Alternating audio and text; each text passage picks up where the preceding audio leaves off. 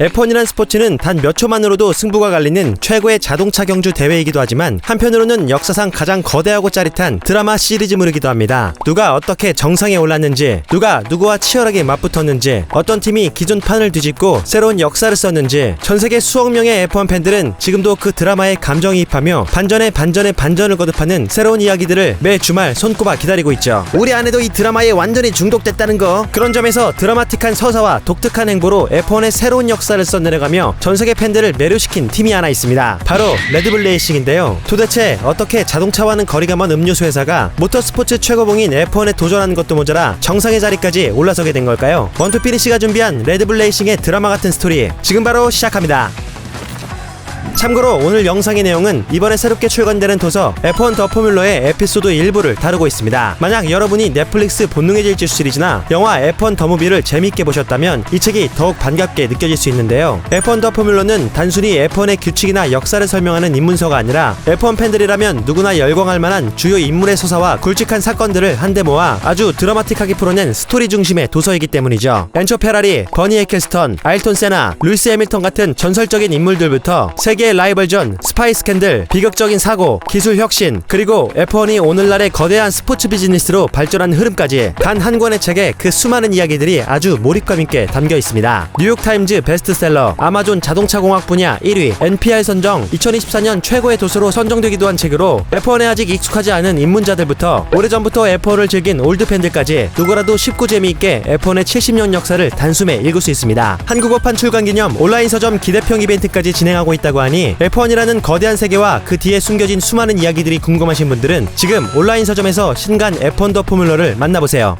1980년대 초 전세계의 치약과 세제, 화장품 등을 팔던 오스트리아 출신 사업가 디트리 마테시츠. 그는 겉보기엔 꽤나 성공한 비즈니스맨으로 보였지만 정작 본인은 자신의 생활에 완전히 질려 있었습니다. 늘 똑같은 비행기와 늘 같은 색의 의상, 전세계 어딜 가도 항상 반복되는 업무들까지 새로움과 자극을 추구하는 삶을 동경하던 마테시츠에게 그가 처한 현실은 온통 지루함투성이었죠. 그러던 어느 날 마테시츠는 태국 출장 중 뜻밖의 물건을 만나게 됩니다. 세계 각국을 돌아다니느라 늘 시차 때문에 고생하던 마테시츠는 태국 현지에서 장거리 트럭 운전사들이 피로회복용으로 마시는 음료가 있다는 말을 듣게 되었죠. 태국의 어느 약사가 만든 끈적하고 진한 황갈색 시럽 음료 크라팅 다행이었습니다. 수소문 끝에 그 전설의 음료를 찾은 마테시츠는 그 자리에서 곧장 음료를 마시곤 이내 엄청난 충격에 휩싸이게 됐습니다. 마치 에스프레소 3잔을 한 번에 때려 마신 것처럼 피로는 온데간데 사라지고 눈이 번쩍 뜨였기 때문이었죠. 마테시츠는 그 순간 이 음료가 자신의 운명을 바꿀 것이라는 걸 직감했습니다. 그리고 몇 달 뒤 그는 다니던 회사를 그만두고 이 음료를 서구 시장에 팔기 위한 사업에 뛰어듭니다. 그게 바로 여러분이 아는 에너지 드링크 레드불의 시작이었죠. 마테시츠는 레드불 제품을 개발하는 과정에서 태국 현지 음료에 몇 가지 변화를 주었습니다. 태국에서 먹던 현지 음료는 맛이 너무 진하고 강했기 때문에 거기에 탄산을 넣고 농도를 조절하고 성분도 핵심만 남겼습니다. 일단 카페인은 겁나 때려 넣었다는 거. 그리고 캔 디자인도 새롭게 바꿨고 가격도 일부러 비싸게 책정했습니다. 이건 그냥 평범한 콜라가 아니라는 걸 보여주기 위해서였죠. 그리고 제품명도 원래 붉은 물소라는 뜻의 태국어 이름 대신 더 직관적이고 강렬한 이름인 레드불로 바꿨습니다. 이렇게 탄생한 레드불은 에너지 드링크라는 새로운 음료 카테고리를 개척하며 1998년까지 전 세계에 3억 캔이 팔려나갔고 마테시츠를 단숨에 억만장자로 만들었습니다. 레드불이 폭발적으로 성장한 이유는 건강 효과 때문도 아니고 맛 때문도 아니었습니다. 핵심은 레드불만의 독창적인 마케팅이었죠. 마테시츠는 레드불을 단순한 스포츠 음료가 아니라 평범한 일상에서 벗어나고 싶은 사람들의 상징처럼 만들고 싶어 했습니다. 그래서 전통적인 TV 광고나 인쇄 광고보다 음악 페스티벌, 파티, 익스트림 스포츠 같은 현장을 중심으로 한 마케팅 캠페인에 집중했죠. 평범함을 거부하고 극한의 조건을 달리는 스포츠 종목에 적극 후원하며 레드불은 위험하고 빠르고 극한의 한계에 도전하는 이미지와 결합했습니다. 그 결과 레드불은 단순한 음료 브랜드가 아니라 위험을 감수하는 사람들의 문화로 자리 잡게 됩니다. 그런 의미에서 레드불의 창립자 디트리 마테시츠에게 F1이라는 스포츠는 너무나 매력적인 무대였습니다. 엄청난 속도, 끈질긴 인내, 그리고 언제든 대가를 치를 수 있는 위험성까지 F1에는 이미 레드불이라는 브랜드가 표현하고 싶었던 모든 것이 들어있었기 때문이었죠. 호시탐탐 F1에 발을 들일 기회를 노리던 마테시츠는 1989년 오스트리아 드라이버 게르하르트 베르거를 후원하며 마침내 F1에 첫 발을 들이게 됩니다. 이후 1995년에는 자우버의 타이틀 스폰서가 되었고 2001년에는 유망주 육성 프로그램까지 만들게 됐죠. 여기서 훗날 세바스찬 베텔, 막스 베르스타펜 같은 챔피언뿐 아니라 다니엘 리카도, 카를로스 사인스 주니어, 피에르 가슬리 등 유능한 F1 드라이버들이 대거 배출됐습니다. 하지만 이런 것들로는 마테시치의 갈증이 여전히 채워지지 않았는데요. 다양한 종목에서 새로운 시도로 판을 뒤흔들고 수많은 역사를 써내왔던 레드불이었지만 F1이란 무대에선 고작 하위권 팀의 스폰서로 전락한 채 거대 제조사들의 챔피언십 경쟁을 부러운 듯 쳐다만 봐야 하는 초라한 신세였기 때문이었죠. 결국 마테시치는 다른 F1 팀을 후원하는 게 아닌 자신의 F1 팀을 가져야겠다는 결심을 하게 됩니다. 그리고 마침내 2005년 마테시치는 포드가 버리다시피 한 제규어 F1 팀을 단 1파운드라는 상징적인 가격에 인수하고 팀 이름을 레드불 레이싱으로 바꿔버립니다. 그리고 F1에서 유례없는 독창적인 방식으로 자신들의 존재감을 드러냈죠. 다른 팀들이 어떻게 하면 가장 빠른 팀이 될 수 있을지 집착하는 동안 레드불은 어떻게 하면 가장 시끄럽고 가장 눈에 띄는 팀이 될까를 고민했습니다. 레드불이 등장하고 가장 먼저 바꾼 건 랩타임이 아니라 바로 분위기였는데요. 그 상징이 바로 에너지 스테이션이라는 레드불의 모터홈입니다. 기존 팀들의 모터홈이 회의와 접대를 위한 실용적인 공간이었다면 레드불의 모터홈은 유리와 철로 만든 거대한 파티 공간에 가까웠죠. 밤이 되면 루프탑에서 파티가 열렸고 패독의 사람들은 맥주와 보드카, 레드불을 마시며 음악을 즐겼습니다. 기존 F1 팀들은 경쟁팀과의 교류를 일체 금지하던 폐쇄적인 분위기가 있었지만 레드불은 정비사든 엔지니어든 드라이버든 패독에 있는 사람이라면 누구든 들어와 즐길 수 있도록 자신들의 문을 개방했습니다. 당시 매우 진지하고 폐쇄적이고 권위적이던 F1에게 레드불의 이런 문화는 꽤나 충격적으로 다가왔죠. 하지만 레드불이 그저 시끄러운 팀으로만 남았다면 F1의 역사에 이름을 남기지는 못했을 겁니다. 마테시치는 F1에서 진짜 영향력을 가지려면 결국 이겨야 한다는 걸 누구보다 잘 알고 있었죠. 그래서 그가 꺼내든 카드가 바로 레드불 팀의 젊은 보스 크리스천 호너였습니다. 당시 호너의 나이는 겨우 31세, F1 역사상 가장 어린 팀 대표였습니다. 호너는 F1 팀에서 일해본 경력도 없었고 정통 엔지니어 출신도 아니었죠. 당연히 사람들은 그를 의심했습니다. 제규어 F1 팀에서 넘어온 직원들도 패독의 다른 팀들도 심지어 호너 본인조차 부임 초기에는 자신이 과연 그 자리를 감당할 수 있을지 반신반의했다고 하죠. 하지만 마테시치는 오히려 그런 젊음과 배짱을 원했습니다. 실패를 두려워하지 않고 직감을 믿고 기존 질서를 뒤집을 수 있는 사람, 그게 바로 레드불의 방식이었기 때문이었죠. 호너 체제의 레드불은 의외로 빠르게 가능성을 보여줬습니다. 제규어 시절 팀은 고작 10포인트에 머물렀지만 레드불은 데뷔 시즌 초반부터 그 기록을 가볍게 넘어섰을 뿐 아니라 데이비드 쿨사드와 크리스티안 클리안이 포인트를 꾸준히 쌓아올리며 팀은 제규어 시절보다 훨씬 더 생기있는 조직처럼 보이기 시작했죠. 그렇다고 해도 아직 레드불은 강팀이라 불리기엔 여전히 많은 것들이 부족했습니다. 조금 더 나은 중위권 팀은 어떻게든 될 수 있을 것 같았지만 챔피언 타이틀에 도전하는 팀이 되는 것은 완전히 다른 문제였죠. 마테시치와 오노는 팀에서 가장 중요한 질문 하나에 부딪히게 됩니다. 레드불을 진짜 우승팀으로 만들려면 무엇이 더 필요할까? 그 질문에 대한 가장 중요한 답이 바로 에이드리언 뉴이였습니다. 호너는 패독에서 가장 뛰어난 공기역학 설계자를 영입해야 한다고 판단했고 당시 맥라렌의 핵심 인물이던 뉴이를 집요하게 설득하기 시작합니다. 수차례의 비밀 회담을 거치는 동안 레드불은 뉴이에게 엄청난 고액 연봉을 제안했고 이전과는 다른 방식으로 판을 뒤집겠다는 레드불의 야망과 비전을 제시하며 뉴이를 끝없이 설득했죠. 그리고 2005년 말 결국 천재 디자이너 뉴이가 레드불에 합류하며 레드불은 F1의 분위기를 발칵 뒤집은 유쾌한 팀에서 비로소 진지하게 우승을 노리는 무서운 팀으로 변모하기 시작합니다. 뉴이를 통해 기술적 퍼즐이 맞춰지는 동안 레드불은 드라이버 라인업에도 자신들만의 그림을 그리고 있었는데요. 그 중심에는 헬무트 마르크가 운영하는 드라이버 육성 프로그램이 있었죠. 이 시스템은 유망주를 아주 어린 시절부터 발굴해 치열하게 경쟁시키고 살아남은 재능만 정상 무대로 끌어올리는 구조였습니다. 그리고 이 프로그램이 낳은 가장 상징적인 결과가 바로 세바스티안 베텔이었죠. 어릴 때부터 레드불이 키워온 드라이버, 토로로소에서 가능성을 증명한 재능, 그리고 마침내 레드불 레이싱으로 올라온 미래. 경쟁팀들이 성적을 위해 베테랑 드라이버를 비싼 몸값에 모셔오는 동안 레드불은 자신들이 발굴하고 키우고 팀을 정상에까지 올릴 수 있는 선수를 갖게 된 거죠. 마침내 모든 조건이 갖춰진 레드불은 본격적으로 F1의 판을 흔들고 질서를 바꾸기 시작합니다. 2009년 F1은 대규모 규정 변화를 맞이하게 되는데요. 에이드리언 뉴이 같은 천재 설계자에게 이는 기회나 다름없었죠. 뉴이가 만든 RB5는 레드불이 이전까지 만들었던 어떤 레이스카보다도 과감하고 빠르고 세련된 차였습니다. 비록 시즌 초반 브런지피의 더블 디퓨저에 밀리긴 했지만 이젠 경쟁팀들 모두가 경계하고 있을 정도로 레드불은 어느덧 챔피언 선두 경쟁을 벌일 정도의 막강한 팀이 되어 있었죠. 그리고 이듬해인 2010년 레드불은 업그레이드된 RB6와 함께 비로소 정상급 팀으로 올라섭니다. 세바스찬 베텔과 마크 웨버라는 강력한 드라이버 라인업, 뉴이의 압도적인 공기역학, 호노의 리더십과 마테시치의 과감한 투자까지 모든 퍼즐이 맞아떨어졌습니다. 결국 레드불은 2010년 드라이버 챔피언과 컨스트럭터 챔피언을 동시에 달성하며 F1의 정상에 올라섰고 이후 2013년까지 4년 연속 더블 챔피언을 달성하며 F1을 완전히 지배하게 됩니다. 2014년 F1 하이브리드 하이브리드 파워유닛 시대가 시작되며 레드불은 한동안 메르세데스에게 밀리기도 했지만 2021년 막스 베르스타펜이 드라이버 챔피언을 차지하며 레드불은 다시 정상의 자리로 복귀했고, 이후 2022년, 2023년 더블 챔피언 달성, 2024년 막스 베르스타펜 4연속 드라이버 챔피언 달성까지 F1에서 잠깐 시끄럽게 굴다 사라질 것 같은 요란한 팀에 불과했던 레드불 레이싱은 언제나 도전하고 혁신하며 기어이 F1의 역사를 새롭게 써내려갔습니다. 남들이 당연하다고 여긴 것들을 계속 의심했고, 재미와 반항, 젊음과 과감함을 무기로 F1이라는 가장 보수적인 무대에서 기어이 정상까지 올라가게 됐죠. 하지만 레드불 레이싱의 F1 성공 스토리를 더욱 특별하게 만든 건